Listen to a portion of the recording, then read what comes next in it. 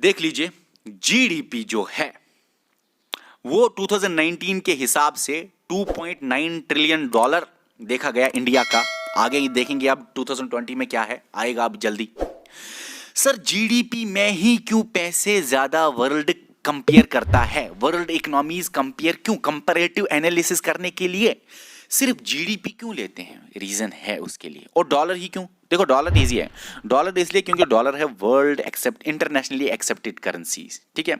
Dollar world में compare करने के लिए एक कंट्री को दूसरे कंट्री के साथ डॉलर में ही किया जाता है कैलकुलेशन, डॉलर में ही इंटरनेशनल ट्रेड होता है, इंपोर्ट एक्सपोर्ट, ओके।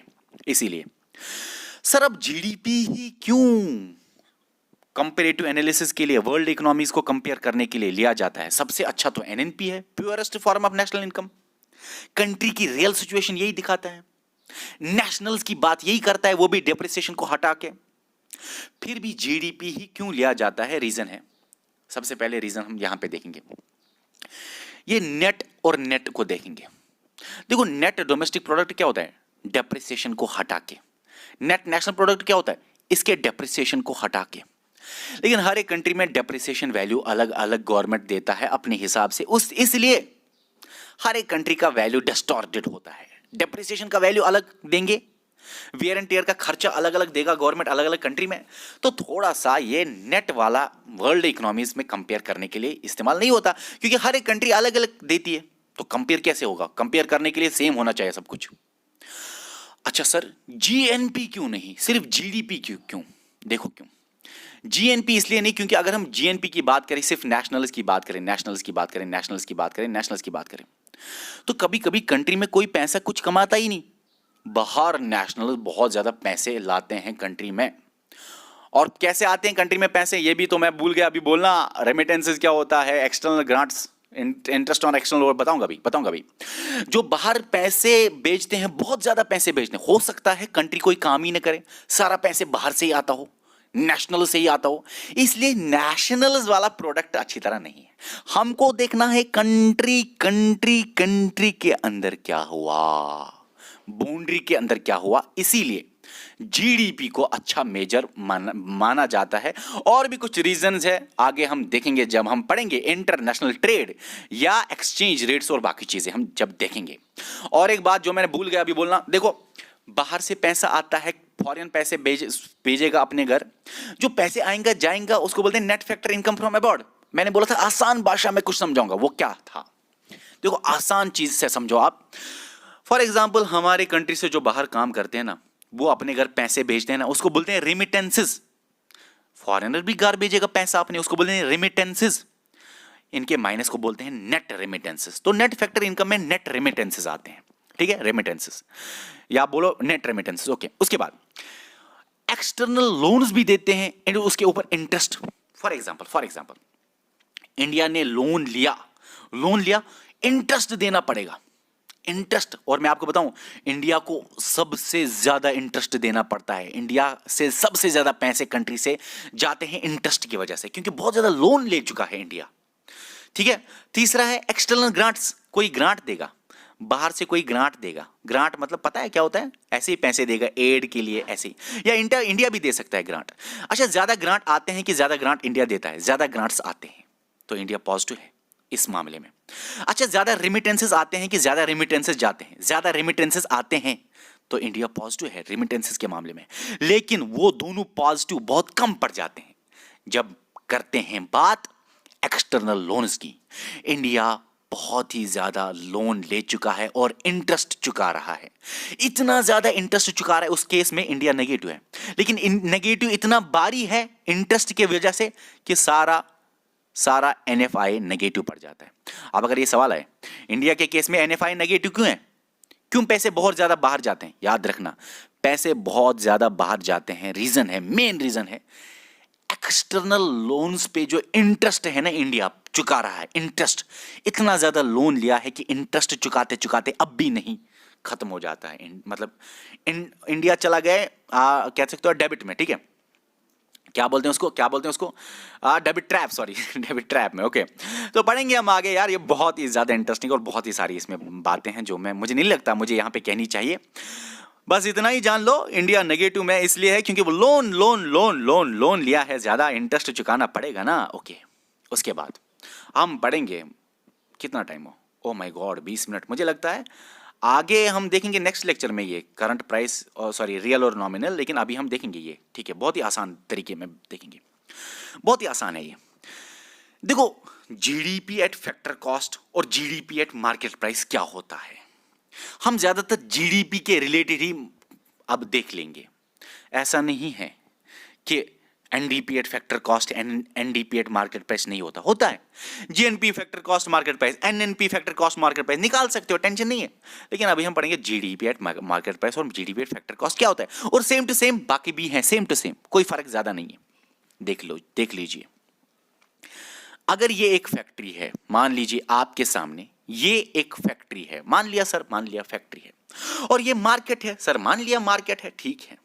और आपकी एग्जांपल ही देता हूं मैं, फैक्ट्री में आपने एक गाड़ी बना ली गाड़ी 100 रुपए की, 100 रुपए की गाड़ी आपने बनाई, आप मालिक हो, फैक्ट्री में 100 रुपए की गाड़ी बन गई, ठीक है।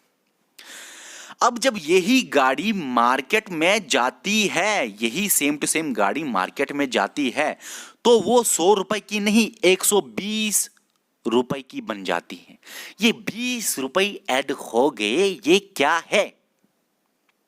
और जो आपने 100 रुपए देखे फैक्ट्री में, उस गाड़ी का कॉस्ट, उसको बोलते हैं फैक्टर कॉस्ट, या कभी आप बोल सकते हो फैक्टर प्राइस भी। बहुत सारी किताबें लिखती है फैक्टर प्राइस भी, ऐसा कोई मसला नहीं है। रमेश सिंह ब्यूटीफुल किताब है, वो भी लिखती है फैक्टर प्राइस।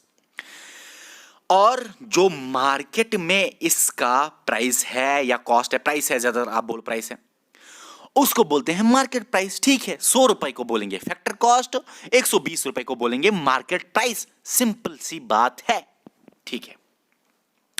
लेकिन सर ऐसा क्या हुआ, फैक्ट्री में फैक्टर कॉस्ट 100 रुपए था, फिर प्राइस हो गया 120, 100 से 120 क्यों चला गया? रीजन है गवर्नमेंट, याद रख लीजिए, गवर्नमेंट पैसा लेता है इस गाड़ी पे, वो चढ़ाएगा इनडायरेक्ट टैक्स। इनडायरेक्ट टैक्स क्या होता है?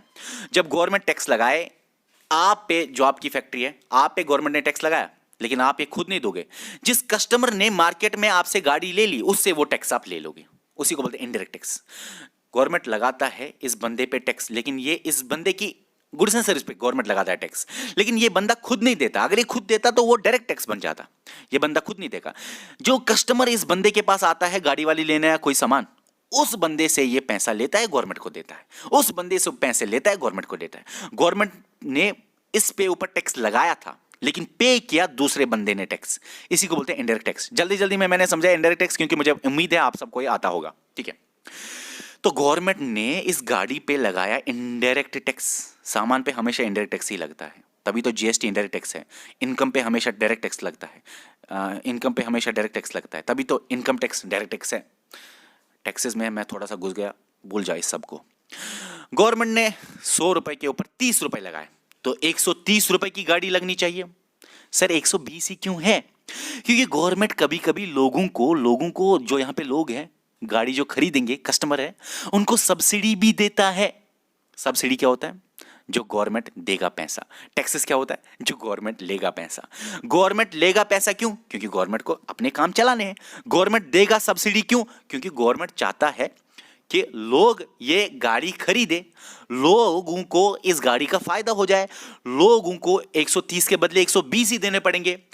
जो फैक्ट्री की में गाड़ी है उसमें थोड़ा सा अपलिफ्टमेंट हो जाए फैक्ट्री का। बहुत सारे रीजन है क्यों, क्योंकि शायद ये गाड़ी ज्यादा गैसेस, ज्यादा ये जो है ना, ये इमिट नहीं करती गैस, डिजास्टर गैसेस, या आप बोल सकते हो, ठीक है, पोल्यूशन नहीं करती, ये ज्यादा पेट्रोल ज्यादा खर्च नहीं करती। इसलिए गवर्नमेंट चाहता है कि लोग यही गाड़ी ले ले, ऐसा कुछ करने के लिए। या लोगों के पास पैसे नहीं है गाड़ी खरीदने के लिए, लोगों के पास, चलो गाड़ी तो अलग है, ये गैस भी हो सकता है गाड़ी के बदले, लोगों के पास गैस खरीदने के पैसे नहीं है, लोगों के पास बेसिक नेसेसिटीज ऑफ लाइफ नहीं मिल रहे, तब जाके गवर्नमेंट थोड़े से पैसे लोगों की वजह से देगा फैक्ट्री को, उसी को बोलते हैं सब्सिडी। समझ आ रहा है ना? ओके, गवर्नमेंट लेगा 30 रुपए, 130 हो गया, फिर 120 ही क्यों? क्योंकि गवर्नमेंट देगा 10 रुपए, इसलिए 130 से 120 खर्चा बन जाता है। समझ आया ना? चलिए समझ आ गया। 100 रुपए plus 30 rupees minus 10 rupees equal to होता है 120 रुपीज। समझ आया ना? इसी 100 रुपए को बोलते हैं factor cost. 30 rupees indirect taxes, 10 रुपए सब्सिडीज माइनस हो जाएंगे, इससे माइनस मैंने लिखा है, और 120 रुपीज मार्केट प्राइस। वही इक्वेशन नीचे समझ में आई आपको कैसे बनी? Factor cost plus indirect tax minus subsidies is equal to market price. Indirect tax minus subsidies को बोलते हैं net indirect tax. Net indirect tax, तभी जाके आपके सामने इक्वेशन ये बनती है। फैक्टर कॉस्ट यहां पे भी factor cost, indirect tax minus subsidies, उसके बदले net indirect tax is equal to market price is equal to market price. Simple सी बात है। ऐसे भी अगर किसी को मैथ नहीं समझ, ऐसे भी वो सोच सकते हैं आंखें बंद करके, फैक्ट्री में कोई सामान था, उस पे गवर्नमेंट लगाता है प्लस इनडायरेक्ट टैक्स, लेकिन गवर्नमेंट देता है सब्सिडीज माइनस सब्सिडीज इक्वल, तो फिर बनता है वो मार्केट में असली प्राइस 120। ऐसे दिमाग में रख सकता है, वो निकाल सकता है इक्वेशन खुद ही। ये जो आप चेंज करोगे थोड़ा सा इसको, ये मैंने ऊपर यही लिखा, मुझे पता है आपको मैथ से डर लगता होगा, ये मैंने ऊपर यही लिखा क्योंकि जब मैं ऑफलाइन कोचिंग पढ़ाता हूँ या जहाँ जहाँ मैंने पढ़ा, तो आर्ट्स के बच्चे बहुत डरते हैं। मेडिकल वालों को तो टेंशन नहीं है, लेकिन आर्ट्स वाले बच्चे जिनका मैथ नहीं रह चुका है, देखो market price is equal to net indirect tax plus factor cost, इसको आप लिख सकते हो। बस मैंने मार्केट प्राइस इधर डाला, ये वाला इधर डाला, बात खत्म, सिंपल सी बात है। ओके, आपके सामने ये इक्वेशन है। और क्या ये market price equal two factor cost हो सकता है? हाँ, जब नेट इनडायरेक्ट टैक्स जीरो हो। वो कब जीरो होगा? जब सब्सिडीज और इनडायरेक्ट टैक्स बराबर हो, और वो कभी नहीं हो सकते क्योंकि गवर्नमेंट जितना पैसा टैक्सेस में ले उतना ही सब्सिडीज में दे। ऐसा कहाँ होगा भाई? ऐसा बहुत कम, ऐसे चांसेस ही नहीं है। क्या कम चांसेस है? अब आप मुझे बताएं, जो central statistical organisation CSO calculate करेगा नेशनल इनकम या जीडीपी या कोई भी एनडीपी, कुछ भी, कोई भी चीज, देखो एक बात बोलूंगा, अभी मैंने बोला जीडीपी कौन पढ़ेंगे। अगर आपको पढ़ना है जीडीपी एट मार्केट प्राइसेस, तो आप लिखो यहां पे जीडीपी एट मार्केट प्राइसेस, फिर जीडीपी एट मार्केट प्राइसेस यहां पे डालो, फिर वो है बराबर GDP at factor cost plus net interest taxes. अगर आपको जानना है जीएनपी एट मार्केट प्राइस, तो जीएनपी एट मार्केट प्राइस यहां पे डालो, बस यहां पे भी फिर जीएनपी ही डालना है, वो है बराबर GNP at factor cost plus net indirect tax. NNP at market price किसके बराबर है? NNP at market price is equal to NNP at factor cost, ही एनएनपी ही डालना है। तो समझ आया ना? लेकिन चलो ज्यादा जीडीपी लेते हैं, लास्ट में ये समझाना है मुझे आपको कि बेहतरीन कौन है, फैक्टर कॉस्ट की मार्केट प्राइस, बेहतर कौन है आपके लिहाज से? सीएसओ ने कैलकुलेट किया, मार्केट प्राइस भी फैक्टर कॉस्ट भी बेहतर है फैक्टर कॉस्ट, क्योंकि हर एक कंट्री में अलग अलग इनडायरेक्ट टैक्सेस का रेट है, अलग अलग सब्सिडीज देते हैं। किसी जगह सब्सिडीज देते ही नहीं, जहां पे सब्सिडीज नहीं देते वहां पे सिर्फ इनडायरेक्ट टैक्स होगा, सब्सिडी जीरो होगा। तो हर एक कंट्री में अलग अलग सिस्टम है, इसलिए ये कंपैरेटिव एनालिसिस के लिए ठीक नहीं है market price. Factor cost real growth दिखाएगा, रियल कंपैरेटिव एनालिसिस करेगा कंट्रीज का जीडीपी कंपेयर करने के लिए। जीडीपी एट फैक्टर कॉस्ट ज्यादा बेहतर माना जाता है वर्ल्ड इकोनॉमीज को कंपेयर करने के लिए। इसी फैक्टर कॉस्ट बुक कभी कभी फैक्टर प्राइस भी बोलते हैं, कभी कभी प्रोडक्शन कॉस्ट भी बोलते हैं, क्योंकि ये फैक्टर कॉस्ट जो है ना, हाँ, एक बात किसी किसी को दिमाग में होगा, सर गाड़ी जब मार्केट में चली गई ना, तो गाड़ी का ट्रांसपोर्टेशन का खर्चा होगा, शायद जिसने गाड़ी बनाई वो ज्यादा प्रॉफिट मांगता होगा। अरे नहीं, फैक्टर कॉस्ट पता है क्या होता है? सारा कॉस्ट, चाहे मजदूरों को जो वेजेस मिलेगा, अगर लैंड ली है फैक्ट्री के लिए तो उसके लिए रेंट देना पड़ेगा, अगर पैसा लिया है किसी से तो इंटरेस्ट देना पड़ेगा, वो कैपिटल मतलब इंटरेस्ट चुकाना पड़ेगा लोन के ऊपर। खुद जो पैसे कमा रहा है जिसकी फैक्ट्री एंटरप्रेन्योर, वो खुद भी प्रॉफिट काटेगा। सबको मिला के फैक्टर कॉस्ट बन जाता है, सारा खर्चा मिला के, रॉ मटेरियल का खर्चा मिला के, सब कुछ मिला के फैक्टर कॉस्ट। ऐसा नहीं समझना फैक्टर कॉस्ट मतलब कुछ और कॉस्ट होगा ना, ऐसा नहीं है। समझ आया ना? मेरे हिसाब से आपको सब कुछ समझ में आ गया। मैं थक गया और रोज़ा भी रखा है, अभी रोज़ा अभी पहुंच गया, 30 मिनट भी हो गए। अब हम आपको नेक्स्ट लेक्चर में समझाएंगे ये जीडीपी। अभी आएगा, बस आज ही आएगा, 1-2 घंटे में। अब कहाँ, ये तो थोड़ा ही है। ये नॉमिनल जीडीपी, रियल जीडीपी क्या होता है, एक खूबसूरत कहानी से समझाऊंगा। इतना टफ ये नहीं है जितना आपने ऊपर समझा। ऊपर क्या समझ नहीं आया नीचे कमेंट करो, मैं आपको नेक्स्ट लेक्चर में जो अभी 1-2 घंटे में आएगा समझा दूंगा, ठीक है?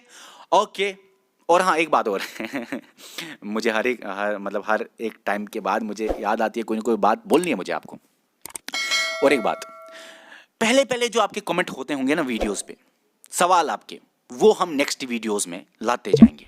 जैसे पहले जो 10 15 20 कमेंट आपके होते होंगे ना, वो उनके जवाब मैं आपको नेक्स्ट वीडियो में देता जाऊंगा, क्योंकि नेक्स्ट वीडियो बनेगा तब तक शायद आपके 15 20 कमेंट आएंगे, आपके सवाल आएंगे, और आपके सवाल हम लाएंगे, उनके जवाब हम लाएंगे नेक्स्ट वीडियो में, जो नेक्स्ट होगा उस वीडियो के बाद। Okay bye.